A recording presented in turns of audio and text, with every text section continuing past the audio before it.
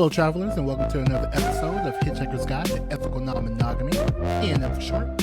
I am your host, Ike, also known as Hito in certain circles, and I would like to welcome you back to another episode of my lovely podcast. How's everyone been? Hopefully pretty good. We're coming up around spring, I feel like I'm in Texas, and the biggest scare for all of us when it comes to winter is February, because the big freeze.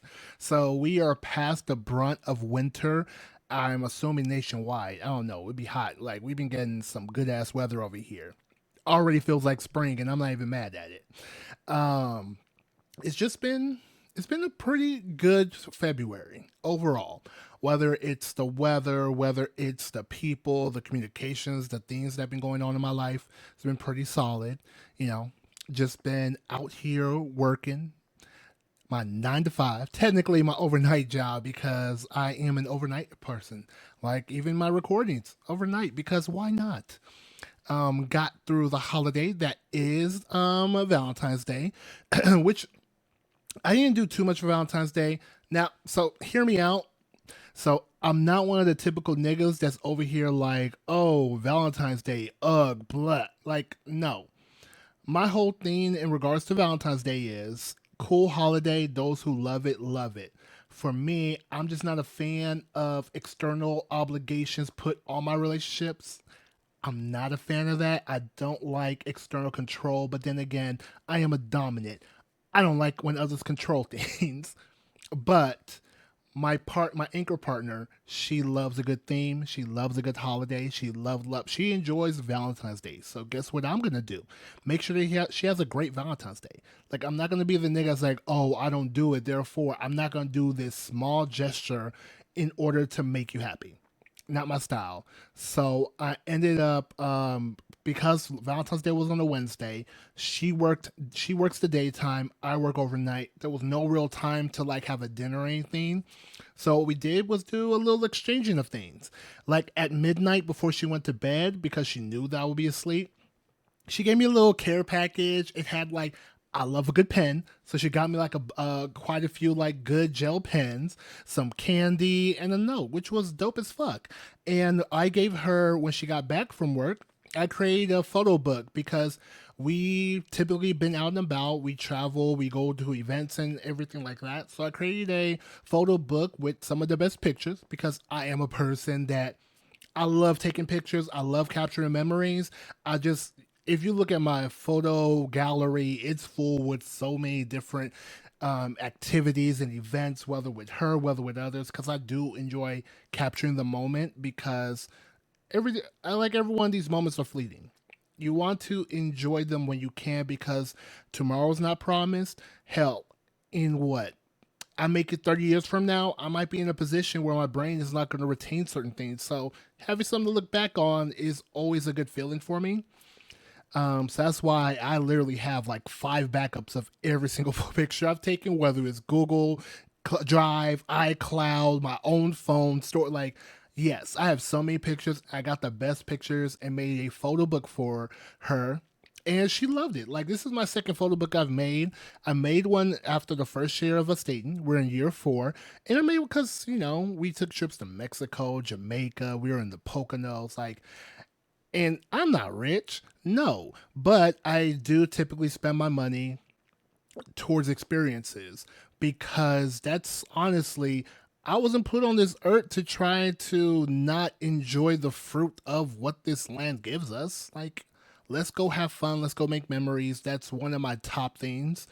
And the plan is to make even more memories, to have even more fun. But so that's what we did at least on Valentine's Day. We did go have dinner because she's never had Ethiopian food, and it's been like years since I had Ethiopian food. And there's literally this nice place that's like 6 minutes from us. So went over there. It was great. Like I will tell. I just love good food. I love trying different food from different cultures. I myself, I'm Igbo, so I know my culture's food, whether it be fufu, the variations of rice, where like I love going outside of the standard of food that's stateside.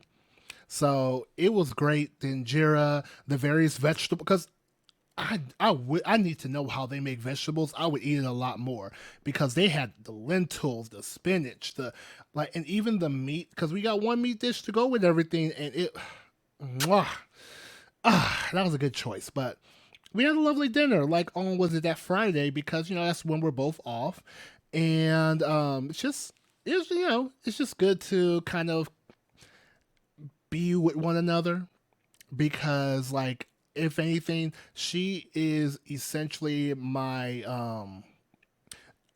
I'll say like she is the like my I won't say primary because I have other relationships. She's the person that gets my attention the most. Like we're the ones that interact with each other the most. She is my only stable partner in Austin. I do have comments in various places, New York, Philly, etc., as well as Houston, where hey, we come and kick it, we go and kick it. But as far as like consistent, she is my most consistent partner. There we go. Not primary, because relationship anarchist. Yeah.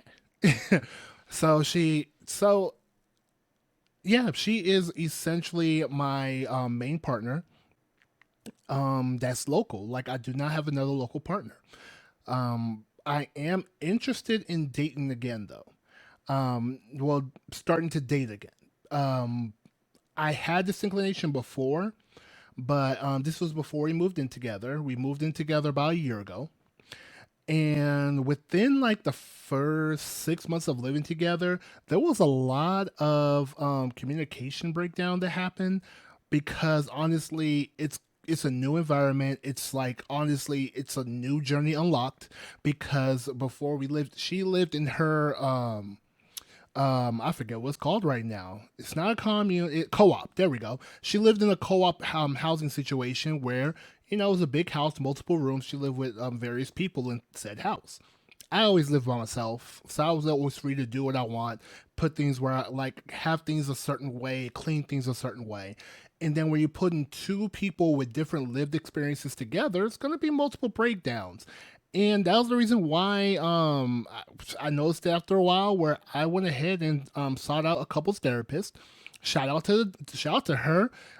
She's poly friendly, kink friendly, LGBTQ friendly, which also helps because again, my partner, she's queer. So again, there are so many different aspects between me and her. So it does make sense to get someone that can handle various experiences, especially on my ADHD ass and on her end. Oh, like there are some overstimulations that do occur, past trauma stuff. She's working on her own journey. That's if she decides to make a podcast talk about it, I will fully support her. But no, I made the call, got the therapist, and we've been doing good since then. Though I do need to email this lady because we had to cancel a session because we were sick. And so I need to go ahead and reschedule that. I think I'll reschedule it for next week. Um, but beyond that, yeah, it's like again, two different people with different lived experiences coming together. Yes, there's gonna be communication breakdown. And before I go out and date again, I wanted to make sure that me and her were solid. Like I'm not calling her my anger partner for jokes and giggles. Like this is a person that has a significant aspect of my life attached to them. Like we are nesting together. We've been together 4 years. So and it's a lot of energy in curating this dynamic that we've had. Now, again, I am the relationship anarchist in this. I am the person that is more non monogamous in our relationship than she is, but that's because she understands what her limitations are in regards to what she can handle, be it romantically, sexually, into like even with just your standard connections outside of your sexual and romantic partners, which honestly brings me to today's topic where we're going to talk about polysaturated. I mean, clearly you could tell, like, polysaturation station, yo, off the dome. I just be coming up with this shit. All right, now, what is polysaturated? Polysaturation, what does that mean? Now, please understand, yes, it's a made up word. All words are made up. So I get it. There's some people that are out here like, oh man, y'all just making anything up. the sentence that I just made and I'm currently making are a bunch of made up words. That's how this all works. So when we're talking about polysaturated, it's just a word that polyamorous people in polyamorous relationship created to describe the phenomenon when non-monogamous people are have enough relationships.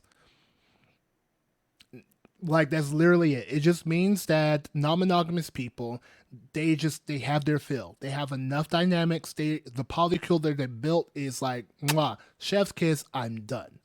Now, is it possible that as you're saturated, you can get to a point of oversaturation or undersaturation? Yes, because over time things change, things develop, breakups happen, makeup happens. So it's forever fluid, which is why I do enjoy the use of the term saturation because it kind of goes with the ebb and flow on what one can handle, what one cannot handle.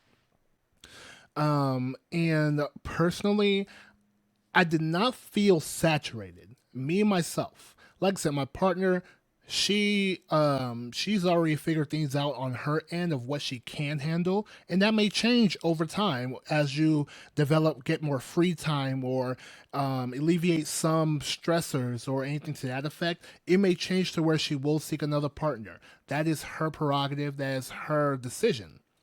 On my end, I do not feel saturated. Even though I do have lovely comments, play partners, etc. I pull up in New York, I got like two, three people that's like, hey yo, come through. Houston, Dallas, Philly, DC. Like I have connections, but those are more long distance. Those aren't as strong as kind of a committed partnership because honestly, those play partners, etc., could simply just fall off because they've either reached saturation locally or there's some other reason that they do not care to entertain that kind of dynamic anymore because people come in and out of the kink BDSM lifestyle. People sometimes no longer want something that appears to be frivolous. They want something a little bit more concrete, and that is their right. So when it comes to me, I was not.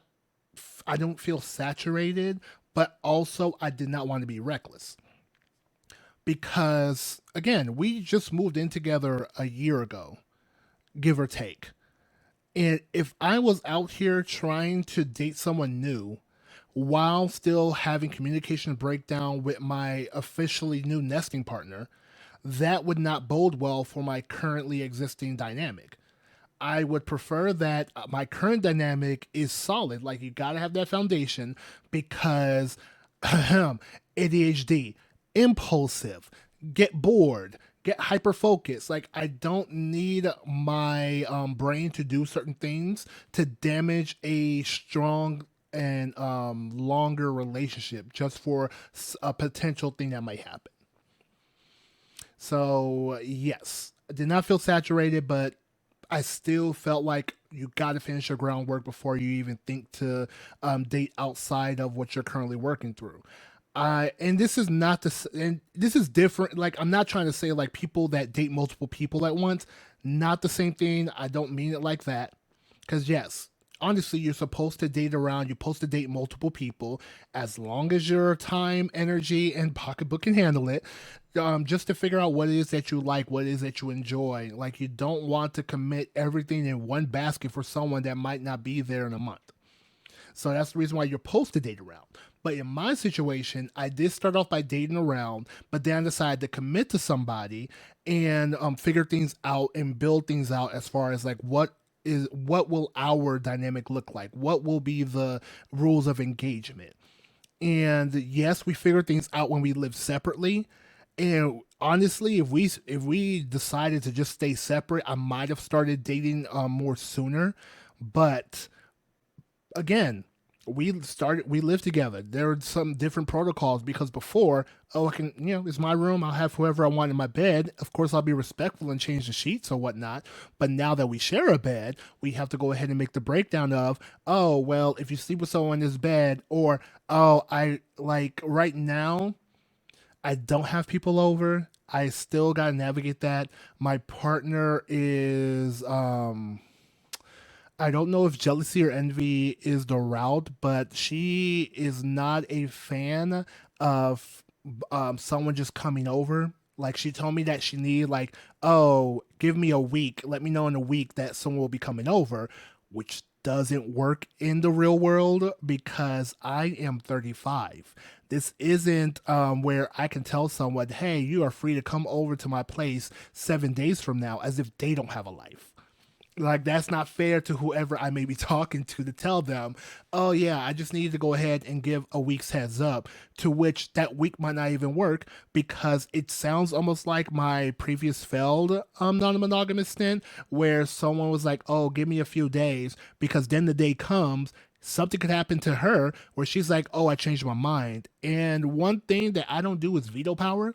Again, relationship anarchist for a purpose, non-hierarchical for a purpose. Like if I make plans and like I don't want to be a dick, but I would be a dick because it's like you said it, you're going back on your word. I'm not a fan of people that go back on their word or waste my time. And that would have started a whole different situation. So that's why I opted to just be like, no, figure stuff out. I'm not gonna just have people over because that's gonna be an unnecessary headache because you haven't figured out what it is that's really going on in your head when it comes to me having people over. And I don't want to risk hurting your feelings because you might change your mind the day of. And yeah, that just wouldn't be cool. So as of today, no additional partners over. Now, could that advise my decisions in the future? Like, should we live together and things to that effect? Maybe. We'll see. That's what time is for. That's what communication's for. That's what therapy is for. So that'll just be something that'll be looked at down the road, but it's also something for me to be mindful of when I go like date again. Because again, in my head, I really do believe that I know my limitations in regards to like the concrete, like I am reaching out to this person X, Y, and Z, agreed upon times a day, a week, etc. I really do feel like maybe one more anchor partner and one DS dynamic. And yes, I am Serhito. I do BDSM kink stuff. Yes, I'm a dominant. So in the future, I do see myself with at least a submissive, maybe if anything, someone that I do help and teach and learn and things that affect in that world. But I can see myself also with another anchor partner, a more extroverted anchor partner, where it's like, hey, let's just go to a bar. It's something that's a little bit more spontaneous versus an introverted partner. Like, I can see that as my limit. That is where I feel like, okay, that is enough. As far as like, these are the concrete things. The play partner situations, honestly, is very fluid because, again, things can ebb and flow. Things can go up and down, and it's more like a long distance situation, which is a lot easier to maintain than people that are more local. Now, could I see myself with an anchor partner that's long distance? That's a very weak maybe, because honestly, if you are not around for me to at least see and kick it, I can get a bit neglectful in regards to texting and communicating. And I wouldn't want my partner to be the one that's always reaching out to me. Like, that's not fair to them. And so, unless it's someone that's really special, I don't see myself doing a long distance partnership in that way. But again, it's a week maybe. It's still possible. And like the main thing that I feel like people should take away in regard to the terms polysaturated. Yes, the overall concept of polyamory is that love is abundant. Like there is no shortcomings or restrictions to love. Like if we just had a little bit more love, we wouldn't be having the wars and the killing and the genocide that be going on today. But again, other human emotions trump love at times, whether it be greed, whether it be fear, whether it be anger. Like, yes, love is abundant, just like any other emotion, but time and energy is not. It just isn't. Like, if you are getting your full recommended sleep schedule, that's 7 to 9 hours a day, that leaves you with about what, 16, 15, 16, 17 hours left in the day.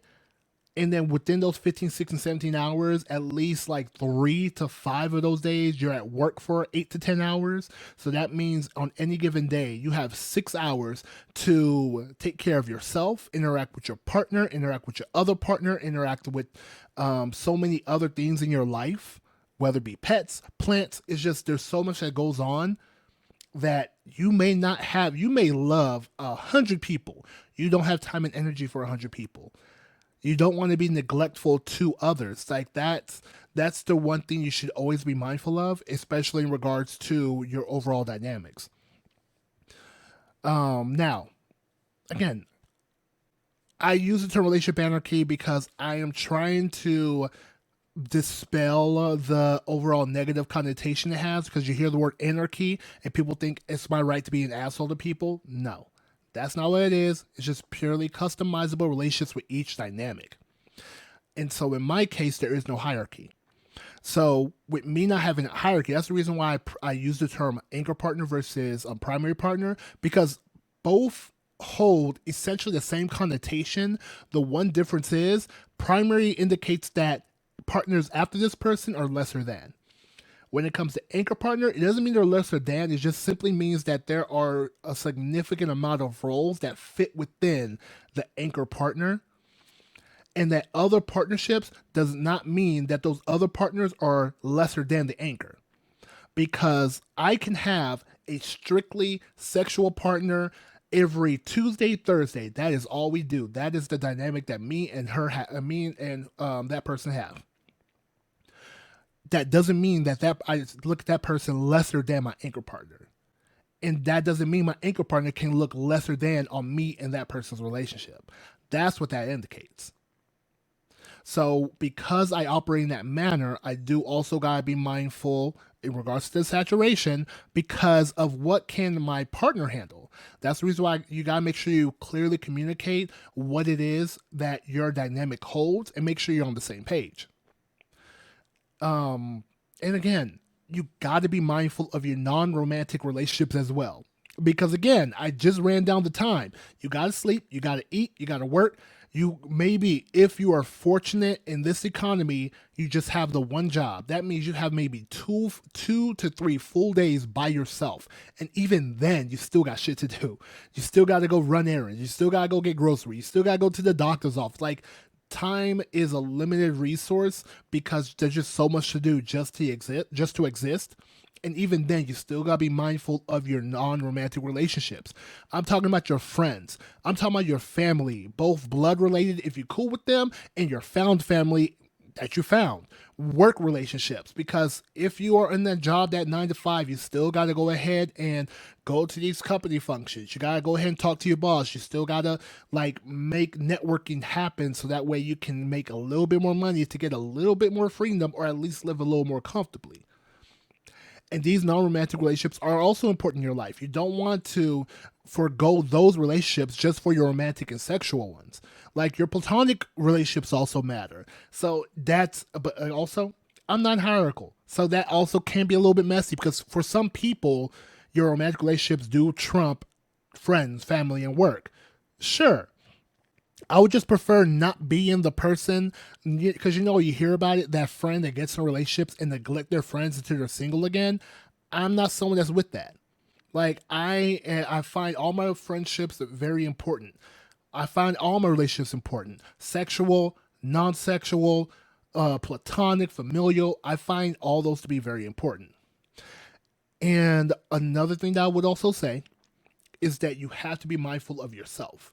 Like, when we were talking about polysaturated, the overall is not that your whole polycule is saturated. It's just you yourself, the individual, you're saturated.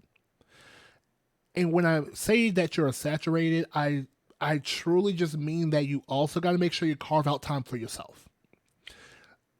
Because like, time with your look, it's important that you spend time with your partner, but it's also important that if you need space to step away, communicate that with your partners, because time to yourself is also very important. Like, as I stand right now, I have so again, I just have the one anchor partner, but I do have other obligations that pull me to, like, I'm driving to Houston for a birthday and to record a podcast on like Saturday. Like, I have other obligations to try to build up my credibility as a dominant. Like, I it's something that you have to do. The circle is very small in as far as like black kink. And honestly, it's like work just to become kind of a reliable, well known commodity in the space.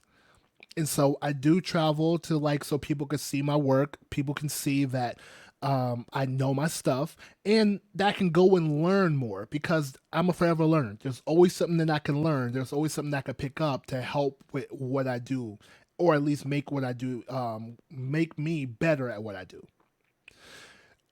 And again, that's me traveling. And that has nothing to do with my partnerships. That's just one aspect. And then there's also, I have to make sure I spend time with my partner because I can't be neglectful because we're partners. Like, we got to spend time together. Like, not we got to, but we got to make sure that our desire to hang out with one another is met. Because I do like hanging out with her, but we also do like hanging out differently. Like, I could sit on the couch, put on a random video on YouTube, and I will be satisfied. But she may want to go out on the town. She might want to get dressed up. She might want to just, go have dinner somewhere. So I also got to be mindful. We have to be mindful of that regards to one another. But I have reached a space where, personally for me, because the way I break it down, like, yes, there are more weeks in a month, blah, blah, blah. But I break it down to like the fours. There are 4 weekends. I'm off on the weekends. I work Monday through Thursday. When I wake up Friday afternoon, I ain't got to worry about work until Monday evening. But the way I break it down is I dedicate one weekend for her, not like a 3-day weekend, but on the weekend, be it Friday, Saturday, Sunday, I dedicate to her. Another weekend, I dedicate to my work, BDSM, kink, etc. Another weekend, I dedicate to myself. That is for me to just relax, to do nothing, even do nothing with her. So that doesn't mean that, oh, leave me alone, but it's just more so I focus more on myself for one of those weekends. And the fourth weekend, that is my free weekend. That is a weekend where whatever comes, come. That's just, it is what it is. That's currently how I have my month to month broke down because I do want to make sure I dedicate time to her. But the reason why I also opted to non-monogamy is because I don't want to be the everything to one person. And I don't want that one person to be the everything for me. I love people. I love interaction. I love different aspects of people. That could be my ADHD or that could just be my nature. I don't know. But I do like various interactions and I just don't like limiting it to one person. That is how I ended up in the route of non monogamy. But then again, also, there's still, she is a dope woman. Like, I want to make sure that she's happy. Like, I want to make sure she has joy in being with me. So of course I want to make sure I dedicate time to her. And again, dedicate time to myself where I do what I want to do. And like, because I do treat me traveling to go to these events to get like, yes, I do have fun. I love what I do. I love what I do to people. But I still got to go ahead and, make some time away from that because I am not 100% king. I am also just a regular guy that enjoys sitting down, watching anime, or drinking with the homies. So that's kind of the reason why I kind of broke it up that way. And the reason why I think the reason why I say that I don't feel polysaturated is because that free weekend, I honestly would just either I do something with my anchor partner or I set up a meetup with someone that maybe might be a partner. Like, I really do feel like the free weekend is where I would just maybe go on a date with somebody. Because yeah, like, again, I feel okay in terms of dating. I do want to make sure that I'm a little bit more secure in my funds. This year is my goal. My goal this year is to get more financially secured. Like, it's not like I have a horrible job. Like, no, I make some solid money. I don't make good money yet. Like, let me get my web developer and software developer skills down so I can make good money. But for now, I make enough to be comfortable ish. Now, not comfortable-ish as in, oh, I'm out of work, call for like 3 weeks comfortable. No, that would put a hole in the brother's pocket, just like most Americans. But I am comfortable enough to where I could pay my car note, pay my rent, and finagle some Klarna in order to make some trips happen. But yes, that's just honestly what I wanted to talk about in regard to polysaturation. Honestly, my advice to any kinkster out there: be mindful of yourself, be honest with yourself, because we like to lie and think that, oh yeah, I can handle it, oh yeah, I could do it, because we're so excited in the moment with that new relationship energy, with the aspect of, because something new is always exciting. But you gotta be real with yourself, because what's gonna happen if you are oversaturated is that multiple people are gonna get hurt, and you might end up by yourself in the end because you were reckless. So, and don't force yourself. If you feel undersaturated, if you want more, don't rush into filling up those spaces. Take your time, quality over quantity. That's just how this works. That's how all things in life work. Just make sure you take your time. Make sure it's an actual situation that you're feeling like, oh man, I can actually have another partner. Make sure that's the feeling. Because honestly, for some people, it just might be, oh, you might need to reconnect with family and friends. Like that actually might be what you are seeking.